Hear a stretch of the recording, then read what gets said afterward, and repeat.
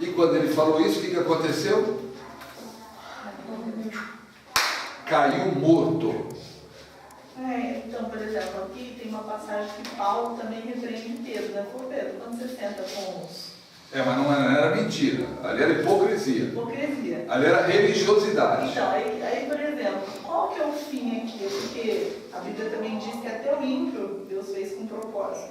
Era esse propósito aqui deles, por isso que eles foram mortos, porque daí em diante há pecados dessa ordem até hoje, né? Mas assim a pessoa não morre. Quem falou? A Bíblia diz que quem toma a ceia indignamente traz condenação para si. Por isso, entre vós, muitos fracos e doentes e outros que já morreram. Gente morre por tomar a ceia indignamente. Ceia indignamente não é que a pessoa pecou e se arrependeu. Ela não se arrepende, decide viver no pecado, mas quer passar por santidade na igreja. Então ela não devia tomar a ceia, ela sabe que não deve, porque ela está em pecado e não quer mudar de vida, não quer largar o pecado, mas quando chega a ceia, e o Senhor está olhando e falou, contaminando o que foi santificado? Não, isso aí vai trazer problema. Não é o Senhor que condena, a própria pessoa que se condena. Então acontece sim. Agora aí eles quiseram aparecer, ali havia vaidade, orgulho, mentira, engano, né? E tudo uma obra de Satanás na vida deles. Por que você deixou que Satanás enchesse o teu coração dessa maneira? Né? Para que mentisses ao Espírito Santo. O Pedro não falou, por que você está mentindo para mim? Irmãos, quando alguém engana na igreja, não é o pastor que está sendo enganado, é o Senhor, porque o cabeça da igreja é Cristo. A pessoa não está enganando o pastor, não está enganando o ministério, está enganando primeiro a si mesmo, achando que não vai acontecer nada, e está mentindo para Deus, está tentando enganar Deus. Aí o Senhor conhece todas as coisas e vai trazer uma ação sim. Agora, no caso de Pedro, não é que havia maldade no coração de Pedro. Pedro tinha uma séria dificuldade com os gentios. Ele tinha o legalismo era tão forte em Pedro que ele não conseguia se libertar totalmente, né, desse legalismo. Paulo não. Paulo foi uma libertação total. Né, e veio, por isso que ele veio com o Evangelho da Graça. Já os judeus tinham muita dificuldade. Como tem até hoje, né? Mesmo os messiânicos eles têm dificuldade de largar a lei e crer que agora o fim da lei é Cristo. Então, olha aí, para expor o hipócrita e mentiroso. Isso pode acontecer hoje, irmão. Não pensa que aconteceu só lá no começo da igreja. Acontece hoje. Todos os dons espirituais estão em operação na igreja. Para revelar os pensamentos dos outros. Marcos 2, de 5 a 11. Não é revelar pensamento para entregar a pessoa, não, viu? Você viu que, olha, Deus me revelou que aquele irmão está pensando. Você não quer nem saber. Não é para isso, não, irmão. Marcos 2, de 5 a 11.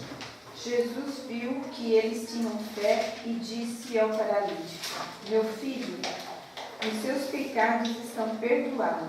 Alguns mestres da lei que estavam sentados ali começaram a pensar: o que é isso que esse homem está dizendo? Isso é blasfêmia contra Deus. Ninguém pode perdoar pecados. Só Deus tem esse poder.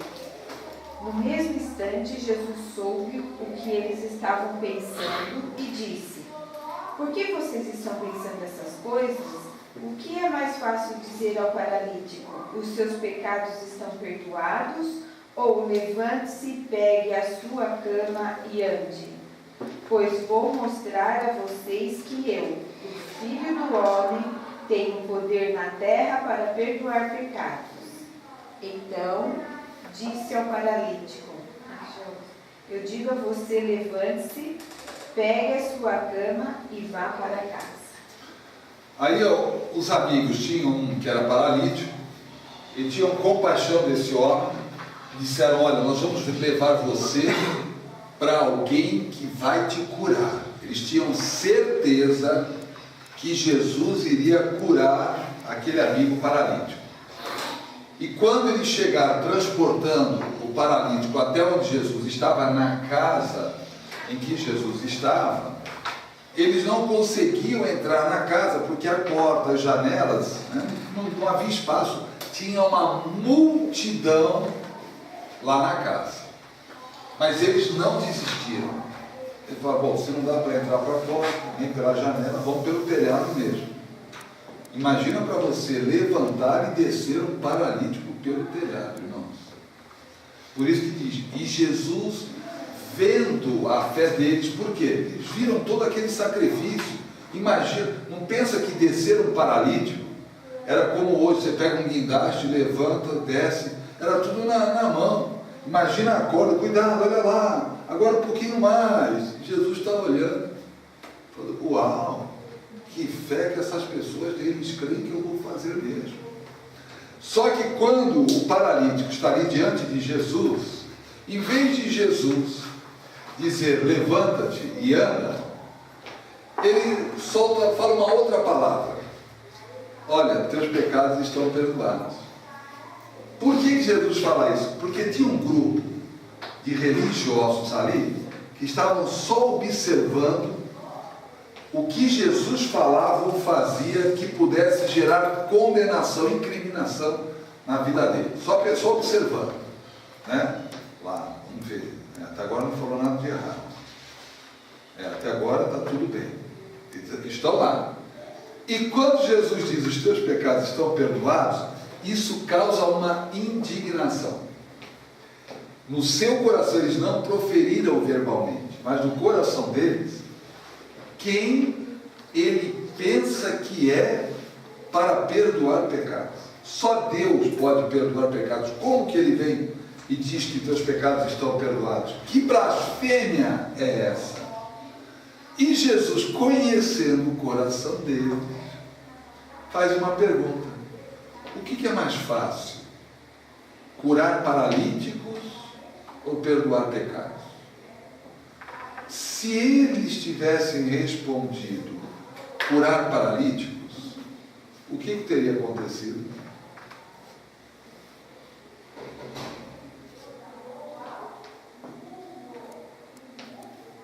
O paralítico seria curado? Você acha? Se eles tivessem dito: é claro que é curar paralíticos. Bom, já que é fácil curar paralíticos, curem vocês. Vai lá. Você acha que o paralítico seria curado? E eles sabiam que se eles respondessem isso, era isso que Jesus ia fazer. Então eles: não sabemos. É claro que eles sabiam, né? Ao falar não sabemos, olha, para que vocês saibam que o Filho do Homem tem poder na terra para perdoar pecados, levanta-te, toma a tua caminhada. E o padre falou: é para já. Ele saiu. Então veja, eles no seu coração, eles estavam dizendo aquelas palavras. Quem ele pensa que é para perdoar pecados? E o Espírito Santo revelou para Jesus aquilo que estava no coração daqueles homens, presentes, revelando algo que estava acontecendo naquele momento. Por isso que Jesus dá essa palavra para ele. Ok? Amém. Mas Deus, graças a Deus, deu tudo certo. Que Deus então, irmãos, palavra de conhecimento é revelação. Algo que aconteceu, algo que está acontecendo, sobrenatural do Espírito Santo para um fim proveitoso. Amém? Amém.